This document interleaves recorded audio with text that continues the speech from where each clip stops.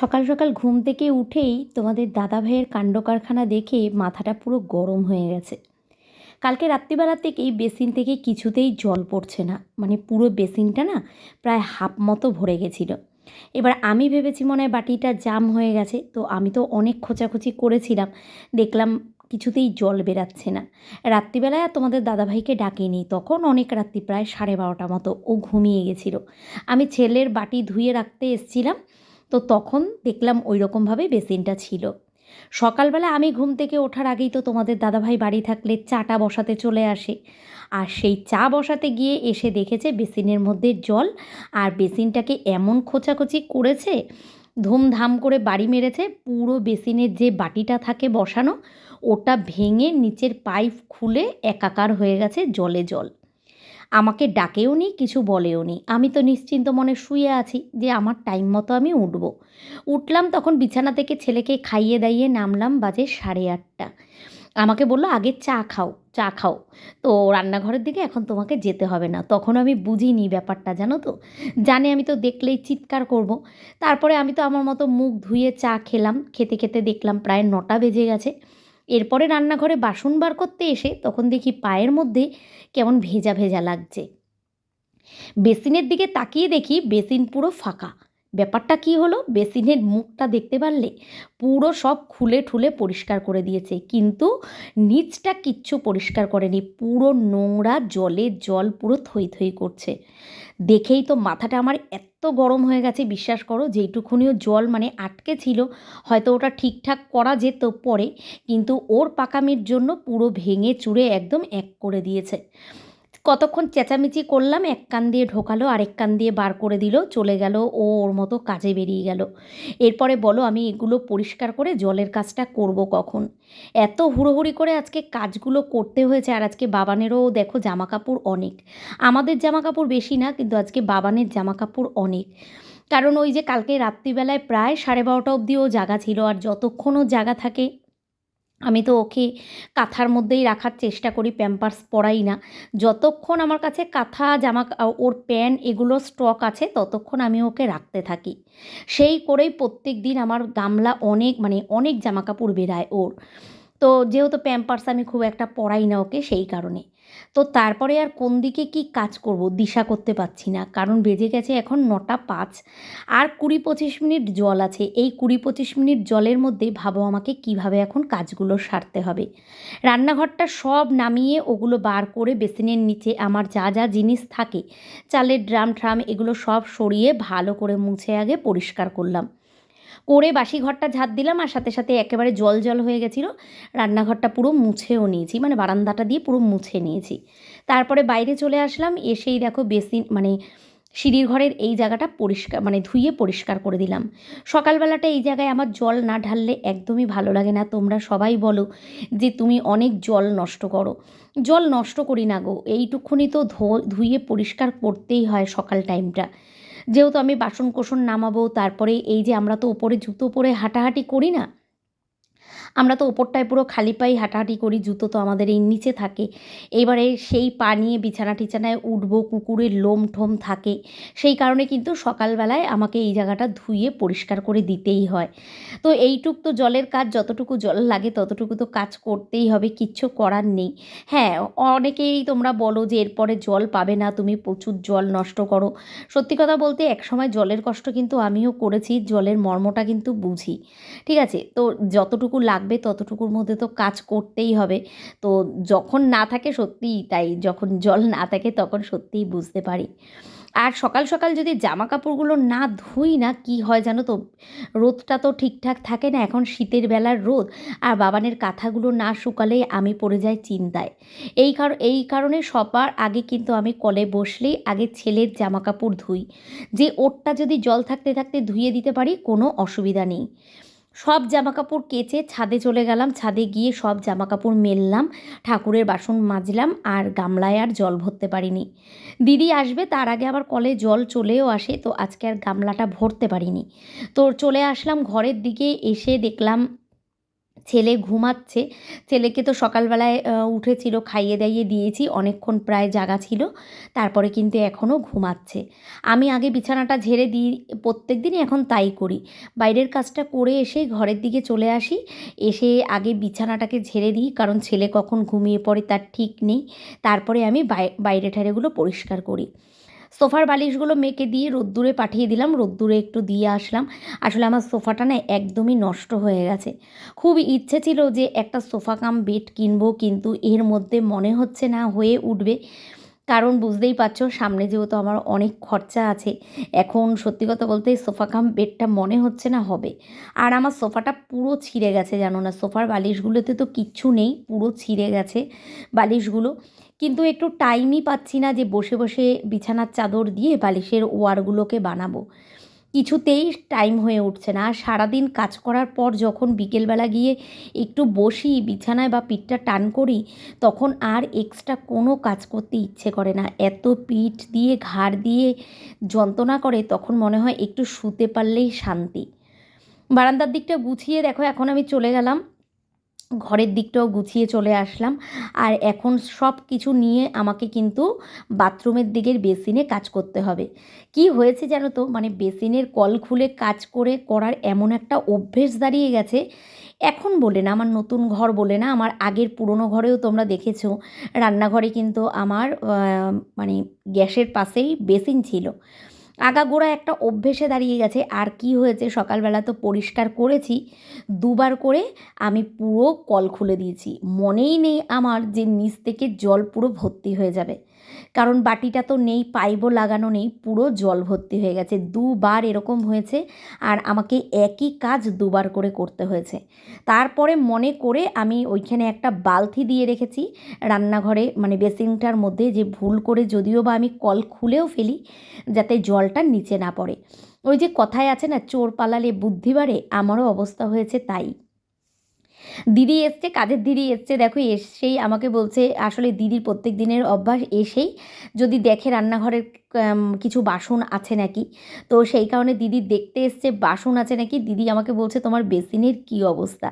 আমি আবার দিদিকে বললাম, দিদি ভুলেও কিন্তু তুমি কল খুলো না। আসলে দিদিরও অভ্যেস হাত ধোয়ার। দিদি বাসন টাসন মেজে এসে যখন চা খেতে বসে না, তখন ওইখানেই হাত ধোয়। আমি আবার দিদিকে বললাম, দিদি ভুল করে কল খুলে দিও না, এই এই ব্যাপার হয়েছে। তো সেই নিয়ে কথা বলছিলাম, কথা বলে দেখো দিদি তো চলে এসছে। ওদিকে দিদি বাসন মাজতে বসে গেছে, আর আমি এদিকে ঘরটা ঝাঁট দিয়ে নিচ্ছি। ভালো করে ঘরটা ঝাঁট দিয়ে নেব, আর তারপরে বেসিনের ওই দিকে সব কিছু চায়ের বাসন টাসন রেখেছি, ওগুলোকেও ধোবো। কারণ এরপরে আমি ঘরটা ঝাঁট দিয়ে দিলে দিদি বাসন মাজতে মাজতে আবার দিদিকে চাটা করে দেবো। এদিকে দেখো ঘরটা ঝাঁট দেওয়া হয়ে গেছে, সকালবেলাতে একবার ঝাঁট দিয়েছি, বেলার দিকে আর খুব একটা নোংরা হয় না। তবু ঘর দুয়ার দেখবে একবার গোছানোর পরে ঝাড় না দিলে কিন্তু ভালো লাগে না। বালতি প্রায় ভরেই গেছিলো, এক বালতির একটু কম জল হয়ে গেছিলো। আবার জলটাকে ফেলে আবার বালতি নিয়ে এসেছি। দেখো এখন বেসিনটা একটুখানি ডলে দিচ্ছি, বেসিনটা একটু মেজে পরিষ্কার করে দিচ্ছি, যেহেতু বাটিটা আটকানো ছিল তো ওই জায়গাটা অনেকটা নোংরা হয়েছিল। ভালো করে বেসিনটা মেজে পরিষ্কার করে আবার একটু ভালো করে মুছে দিলাম, কারণ ধোয়া তো যাবে না, মুছে পরিষ্কার করে দিলাম। আর এই যে এইখানটায় সব চায়ের বাসন বোতল এগুলো সব নিয়ে এসেছি, এখন এখানে দাঁড়িয়েই ধুয়ে নেব। কিছু উপায় নেই, এখন এখানটাতেই করতে হবে, কারণ এই কাচের কাপ ঠাপগুলো না আমার কলপারে নিতে সত্যিই ভয় লাগে, কারণ আমার কাছে কাচের জিনিস খুব ভালো টেকে তো। তো সেই কারণে আমি কিন্তু কাচের জিনিস বাইরের দিকে বাড়ি করি না। আর এখন চা করা বলতে আমাদের এই মগটাতেই এসে দাঁড়িয়েছে, কারণ আমরা যত ইন্ডাকশান ওভেনটাই বেশি ব্যবহার করি, সেই কারণে কিন্তু চাটা এখন মগেই করি, বাটি করে এখন আর চা করা হয় না। বেশ ভালোই তাড়াতাড়ি হয় জানো তো, ইন্ডাকশান ওভেনে মগে করে চা বসালে খুব তাড়াতাড়ি চা হয়ে যায়।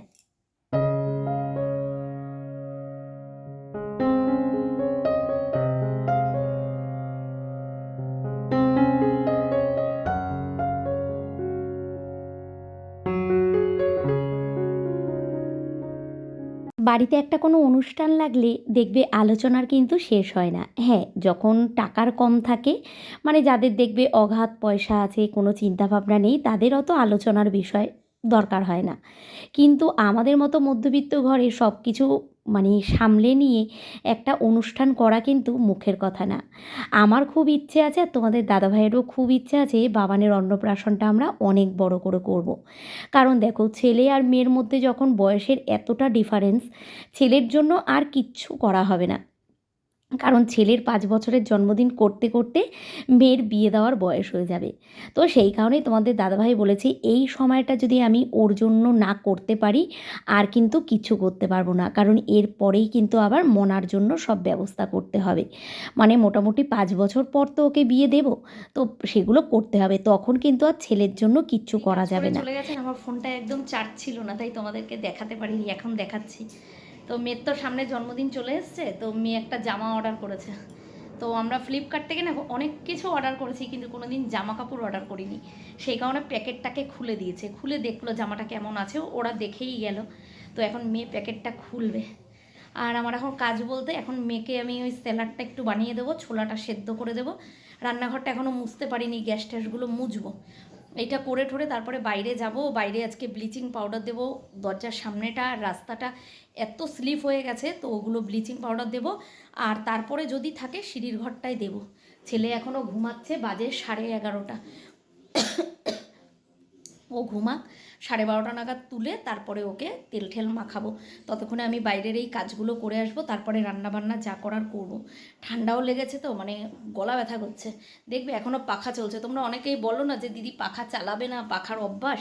ছেলে আমার কিছুতেই ঘুমায় না। কালকে রাত্রিবেলায় ঘুমিয়েছে তখন 2টো বাজে, 2টোর সময় ঘুমিয়েছে। এবার বলো 2টোর সময় ঘুমালে আমি তো সকালবেলা উঠি, আমার কি আর শরীর চলে? 2টো অবধি জাগা। লাস্টে মেয়ে ঘুমিয়ে পড়েছে, ওর বাবা ঘুমিয়ে পড়েছে। লাস্টে বাধ্য হয়ে 2টোর সময় অনেক কষ্টে ওকে ঘুম পাড়িয়েছি। তারপরে মেয়েকে বললাম, ডেকে বললাম মনা পাখাটা চালিয়ে দে। কিচ্ছু করার নেই, দেখবি এখনও পাখা চলছে, এখনও ঘুমাচ্ছে। কি করব? পাখা না চালালে ঘুমায়ও না, মানে উঁচুর পিচুর করতে থাকে, উঠে যায়। ওখানে পড়ছিল তো, মেয়ে ঠান্ডায় বসতে পারছে না, বলছে মা আমি ঠান্ডায় বসতে পারছি না। কি করব বলো? এই দিয়ে দেখো পাখা চলছে, একদম কমে চালানো, তবু পাখাটা চালাতে হবে। একদম অসভ্য ছেলে, দেখেছো ঘুমাচ্ছে। আর এখন আমি পাখাটা বন্ধ করে দিলেই ব্যাস হয়ে গেল, তাই না মনা বল? পাখা চালাতেই হবে। যাই হোক চলো তোমাদের ড্রেসটা দেখাচ্ছি, সুন্দর হয়েছে, আমি দেখেছিলাম। খোলবো না তো, এটা মেয়ের জন্মদিনের জন্য কেনা হয়েছে। এখন তো আর বাইরে গিয়ে পছন্দ করে কিনে দিতে পারি না, বাইরে যাওয়া হয় না, প্রত্যেক দিন বেরানো সম্ভব না। কালকেই বেরিয়েছিলাম, আবার আজকে যদি বেরাই তোমাদের দাদাভাই মানে পাগল হয়ে যাবে। তো তোমাদের দাদাভাই রাখে ঠিকই, কিন্তু কি বলো তো, মানে যতই আমি থাকি না, ওর খিদে পেলে ঠেলে তো বুঝতে পারে না, সেই কারণে ও রাখতে চায় না। আর আজকে তোমাদের দাদাভাইয়ের আসতে দেরিও হবে, সেই কারণে বললাম তুই অনলাইন থেকে দেখে কিনে নে। তো জামা কাপড় আমি একটা খুব রিস্ক নিয়ে কিনতে চাই না, কেন জানো তো, মানে জামা কাপড়ের অভিজ্ঞতা আমাদের ভালো না, সেই কারণে। মোটামুটি এইবার পুজোতে কিছু জামা হ্যাঁ, কিছু জামা মেয়ে অর্ডার করেছিল, সেগুলো ভালো এসছে। তবে এটাও বেশ ভালো লাগছে জানো তো, দেখতে কিন্তু দারুণ লাগছে, তাই না? এটা কি বলে মনে হয়, এটা কি বলে, এটা আনারকলি প্যান্ট না কি জানি না। এটা প্লাজো প্যান্টের ও উপর কুর্তি সেট, এথনিক সেট। ও আচ্ছা, সুন্দর হয়েছে। মেয়েকে কিন্তু কালো রঙটা মেয়ে কোনোদিন, দাঁড়াও, মেয়ে কিন্তু কালো রঙটা কোনোদিনও পরেনি জানো। সেই যে জন্মদিনে গেছিলো না, অন্নপ্রাশনে, তাই না? অন্নপ্রাশনে গেছিলো তো, দেখেছিলে না যে মেয়ে কালো রঙের শাড়িটা পরেছিল, মেয়েকে কিন্তু ভালোই লাগছিল। আসলে মেয়ে কালো রঙটা পরতে চায় না, অনেক রঙ আছে ও পরতে চায় না, কিন্তু আমি ওকে বলি মানে না পরলে না বোঝা যাবে না, ওভাবে গায়ের রঙ চাপা ভালো লাগবে কি লাগবে না। কিন্তু দেখো ড্রেসটা ভালো, খুব সুন্দর হয়েছে। মনে হয় ভাইয়ের অন্নপ্রাশনের দিন সকাল থেকেও তুই কিন্তু এটা পরেই থাকতে পারবি, গায়ে হলুদের সময় নয় চেঞ্জ করে নিবি। আমি মেয়েকে বলেছিলাম একটু হলুদ টলুদ দেখে যদি নিত না, তাহলে কি বলতো, ছেলের অন্নপ্রাশন তো সামনেই চলে আসলো, একেবারে ওর সকালবেলায় গায়ে হলুদে পরার জন্য ড্রেসটা একেবারে হয়ে যেত। খুব সুন্দর এসছে জানো ড্রেসটা। দামটা কত নিয়েছে জানো মনে? 822 টাকা। 809 টাকা হচ্ছে গিয়ে দামটা। আচ্ছা, 809 টাকা যদি আমি অনলাইন ডেলিভারি করতাম, মানে আর যেহেতু আমি ক্যাশ পেমেন্ট করেছি সেই কারণে 822 টাকা মতো পড়েছে। খুব সুন্দর হয়েছে জানো তো, মানে তোমাদেরকে আমি ক্যামেরাতে দেখাচ্ছি, কিন্তু যদি এটা তোমাদের সামনে দিয়ে দেখাতাম না, খুব সুন্দর এসেছে। ওড়নাটা অনেক বড় আর খুব সুন্দর এসেছে। এই দেখো, কথা বলবো কি, এই দেখো কথা বলবো, কথা বলা ওর জন্য উপায় নেই, ওর কান এত সজাগ হয়ে গেছে। যাই হোক চলো একটু জামাটা খোল মা। খুব সুন্দর এসছে জানো তো, মেয়ে তো পরবে, আর দেখলেই যে কি গয়না দিয়েছি ওইটা দিয়ে পরবে, বেশ কিন্তু ভালো লাগবে জানিস মনা, সাদা পুঁতির গলারটা না খুব ভালো লাগবে। তবে আমি বলেছিলাম জানো তো মেয়ের জন্মদিনটা বড় করে করব, কি মনা বলিনি? হ্যাঁ মেয়ে কিন্তু বলতে পারবে না যে আমরা বলিনি যে জন্মদিন বড় করে করব না। আমার খুব ইচ্ছেই ছিল মেয়ের 18 বছরের জন্মদিনটা বড় করে করব, কিন্তু মেয়ের একদম ইচ্ছে না। ও বলছে আমার অনেকবার জন্মদিন হয়েছে মা, কোনো দরকার নেই, আমার আর ভাল লাগে না, ভাইয়ের অন্নপ্রাশনটা অনেক বড় করে করব। তো সেটাই ইচ্ছে আছে, দেখা যাক কতদূর কী করি। সেই কারণে এখন থেকে কিন্তু ও একটা একটা করে কিনে রাখছে। একটু খাপাতে হবে, বড় সাইজে একটু বড় আছে। আমি সবসময় একটু বড় সাইজই নেওয়াই, কেন জানো তো, সুন্দর লাগছে না? খুব সুন্দর লাগছে। পরে দেখবি, পরে দেখ। না না পরিস না, জন্মদিনের দিন নতুন নতুন পরিস। তাহলে আবার খাপাতে হবে। ঠিক আছে, আমি খাপানোটা ঠিক ওই জামা করে অনেকটা বড় আছে, তো আমি একটু বড় বড়ই নিতে বলি, কেন বলো তো, এই ছোট নিলে না, এক্সেল কিনলে আবার গায়ে আসে না, এই ডবল এক্সেল হ্যাঁ অনেক বড়। এই কারণে না আমি একটু বড় নিতে বলি, আমি হাতে খাপিয়ে দেবো সুন্দর করে, তাতে ঠিক আছে, দুদিন পরতে পারবে। খুব সুন্দর এসছে, আমার খুব পছন্দ হয়েছে। কালকেই অর্ডার করেছিলে, একদিনেই ডেলিভারি হয়ে গেছে। তোমরাও বলো হ্যাঁ কেমন লাগছে, আর যেদিন জন্মদিনের দিন মেয়ে পড়বে সেদিন তো তোমরা দেখতেই পারবে। ঠিক আছে, চলো এখন কিন্তু মেয়ে ডায়েট করছে জানো, তোমাদের কিন্তু বলাই হয়নি। তো ভাইয়ের অন্নপ্রাশন, সেই কারণে ডায়েট আরম্ভ করেছে। খুব সুন্দর লাগছে। হ্যাঁ, হাত টাতগুলো খাপিয়ে দেবো সুন্দর করে। চলো আমি আমার কাজগুলো করি, মেয়েকে খাবার একটু রেডি করে দিই, স্যালাড বানাবো। স্যালাড বানিয়ে ছোলা দিয়ে সেদ্ধ করে স্যালাডটা খাবে সকালবেলা, আর সাথে একটা ডিম সিদ্ধ। ও না, ডিম সিদ্ধ এখন খাবে না, ডিম সিদ্ধ তো ভাতের সঙ্গে খাবে। তবে আজকে ভাত রান্না হবে না, আজকে ডালিয়া রান্না হবে। তাই তো, আজকে ডালিয়া খাবে, সবজি দিয়ে ডালিয়া হবে। চলো, আর দেখো আমার পুচকুটা, এই যে পুচকু, পুচকু ঘুমাচ্ছে, ওই দেখো নড়াচড়া ওর আছেই, আর হাত খাওয়া শিখেছে না, অবস্থা দেখো। দিদি এখন ভাই বলতে অজ্ঞান, যখনই ভাই ঘুমাতে থাকে কতক্ষণে ভাইকে তুলবে। আমি যত বলি তুলিস না, কে কার কথা শুনে। তোমাদের সঙ্গে কথা বলে ফোনটা জাস্ট হাত থেকে রেখেছি, আর দেখো মেয়ে কিন্তু ওকে তুলে দিয়েছে। বললো না মা অনেকক্ষণ ঘুমিয়েছে, আর ভাইয়ের ঘুমাতে হবে না। আসলে ঘুমের চোখে ওকে তুললে না, এই যে প্রথম ছোটটা খুব কান্নাকাটি করে, এবার মেয়ে একটু আদর করবে, ঘোরাবে ফেরাবে, করতে করতে ওর মুডটা ঠিক হয়ে যায়। এদিকে দেখো আগের দিনকে বেরিয়েছিলাম, যে তোমাদেরকে তো দেখানোই হয়নি, ভুলে গেছিলাম, বাবানের জন্য দুটো গেঞ্জি নিয়ে এসেছিলাম। এই হাইনেক গলা গেঞ্জিগুলো আমার মেয়েকেও একসময় খুব পরিয়েছিলাম। তবে এই প্যান্ট গেঞ্জির সেটগুলো আমার কালকে দেখে খুব পছন্দ হয়েছিল, তাই ছেলের জন্য দুটো নিয়ে আসলাম। একটা একটু বড় নিয়ে এসেছি, একটা একটু ছোট। ব্লু কালারেরটা একটু ছোট, আর সবুজ রঙেরটা একটু বড়। ওটা আবার দুদিন রেখে পরতে পারবে। ওটা আর পরাবো না, ব্লু কালারেরটা পরাবো আজকে, আর ওইটা আমি মেয়ের জন্মদিনের দিন নতুন নতুন পরাবো। ছেলে যখন উঠেই গেছে ভাবলাম দেরি করে লাভ নেই, একটা কাজ করি, ছেলেকে আমি তেল মাখাতে বসে যাই, এবার স্নান করিয়ে দেবো।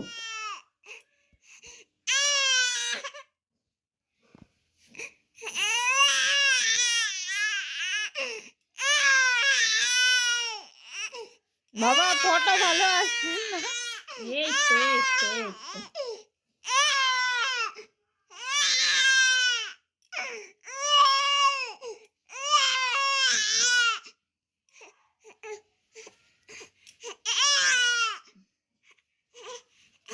এখন কিন্তু কান্নার মধ্যে আমার ছেলে মা মা করে ডাকে, এটা একদম স্পষ্ট বোঝা যায় জানো তো, এর থেকে শান্তি আর কোনো মানে দুনিয়াতে কিছু নেই।